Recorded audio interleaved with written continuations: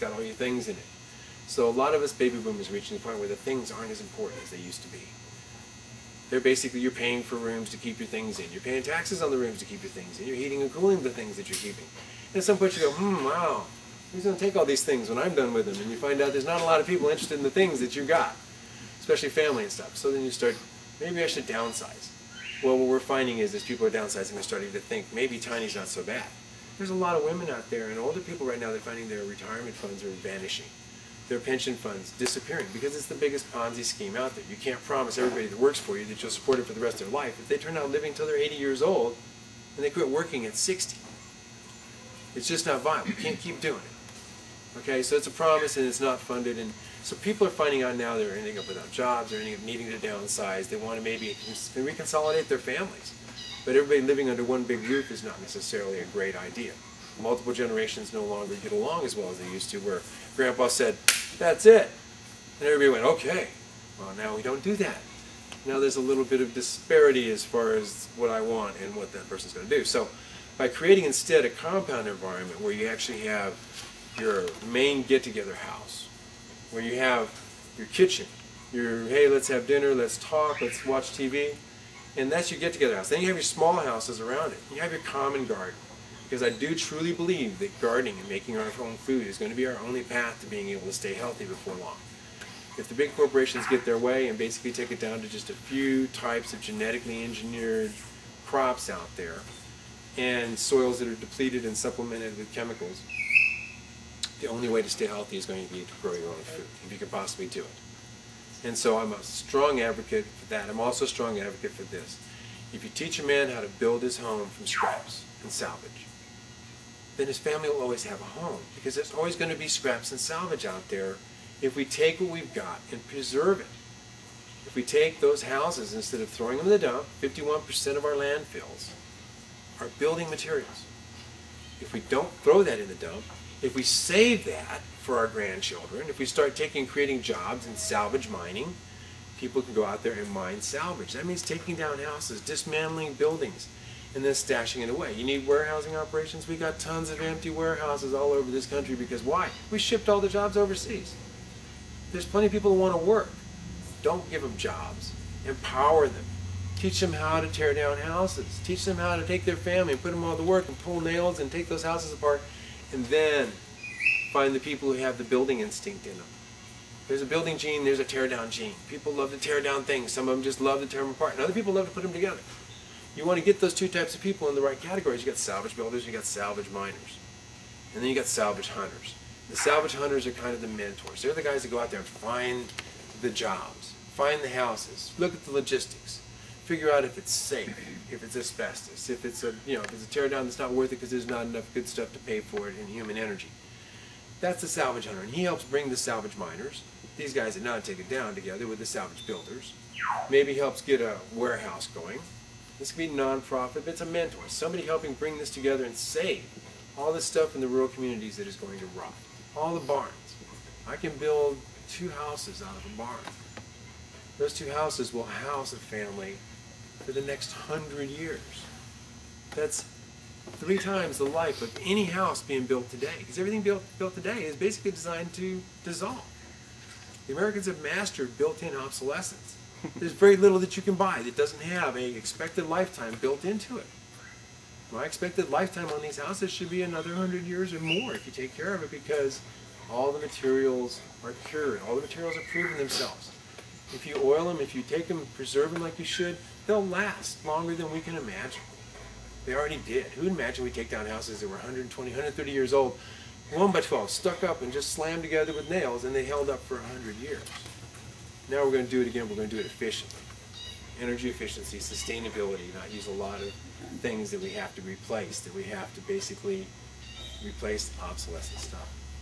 All this is possible out of salvage, and the jobs that get created are American jobs. Basically, you can't take the salvage houses away without giving people locally the jobs, or giving people somewhere nearby the jobs to take it apart. And so you create jobs mining it. You got to warehouse it. There's guys got to be in there warehousing it. And then you reprocess it. You cut it up. 2x4s can become flooring. They can be beadboard. They can be all these different things. Somebody's got to clean the windows up for reuse. It creates jobs. In that creation of that job, It also gives you an environment where the salvage miners and the salvage builders get together, and the salvage families. People are making their money off of this. They also have a market out in the front where they can sell all the other things, because they're going to find tubs and sinks and light fixtures and clothes and all sorts of other stuff that can be recycled through the markets out in the front. Each of these becomes a community. Every 300 miles, there's enough people out there to actually create this sort of community, this recycling process that generates houses. And then the guys that are electricians, plumbers, all those people can start getting together and bartering their services. You got windows, you need somebody to wire your house, I need some windows. You basically create another type of community, a salvage environment. All this can happen out of salvage materials. And it's all organic. It doesn't bring pesticides into the picture. It doesn't bring chemicals. It doesn't bring new product. It doesn't use up any energy. So when you talk about organic living and organic gardening, yeah, it doesn't use up resources. It basically preserves all of our abilities to sustain on this planet without ever consuming more than, on any house we build, 5% of it is new materials, at the most. 95% of it is recycled, sustainable, non-toxic, and effectively free at this moment. Human energy, that's what it takes. Human energy, human imagination, and everybody, the next generation, could find enough lumber right now to have housing without having to ever cut down a tree. Whether it's viable, whether this is just a big vision, whether this is just a dream, I don't know. But I do know this. I'm out there with the goal of trying to show people what they can do. And I believe that the American ingenuity, the American entrepreneurship of saying, oh, I can go do that, I can tear down houses, I can build houses. And if we can get it burning, get that desire, people understanding this, right down at the end of the block there's a house that needs to come down. It can happen locally. And it can repeat itself like a flame across this country. It could produce jobs. It could produce solutions out of what is considered to be trash. No government assistance necessary. Tear down a house, build 3 houses out of it. It's human energy. And if people don't have jobs, what do they have? Wasted human energy. Instead of sitting in front of the TV, they could be building a house. And if they build that house and help somebody else build their house, the next thing you know, you have a community all built out of all these houses that we're tearing down because they're obsolete. They no longer function in an energy-expensive society. So, hard to believe, these little tiny houses, that's what I ultimately want them to do. I want them to basically go out there and demonstrate that you can build something beautiful, something incredible, organically, naturally, that's not going to destroy your life, and in doing so, preserve the planet all at the same time. Thank you. He had a question, and then I want to ask you a question. Oh, go ahead. The place in Austin, Habitat for Humanity, they actually do a little bit of what you're talking about. They do and we can deconstruction. go buy recycled materials that they've taken down and they've done. So you should be aware of that, because you can get hardwood flooring like half the cost of what you get it in the store, because they've taken the trouble to preserve it when they've taken down something. I've watched them grow and do that years ago in Austin when they first started the habitats, and then as they actually built upon the deconstruction and stuff. I think it's quite an admirable thing. I think it's unfortunate that they don't go to saying, okay, now we got the materials, let's go build houses, because all it's keeping us from building houses is people aren't donating enough materials. Well, here's the materials coming down for free. They're donating your houses to deconstruct. But I understand they also have to pay for the organization. And that becomes the key. Anything being successful is you got to be able to prove they can make enough money to feed all the people whose human energy is being used. Otherwise, they run out of human energy real fast if they don't get any food.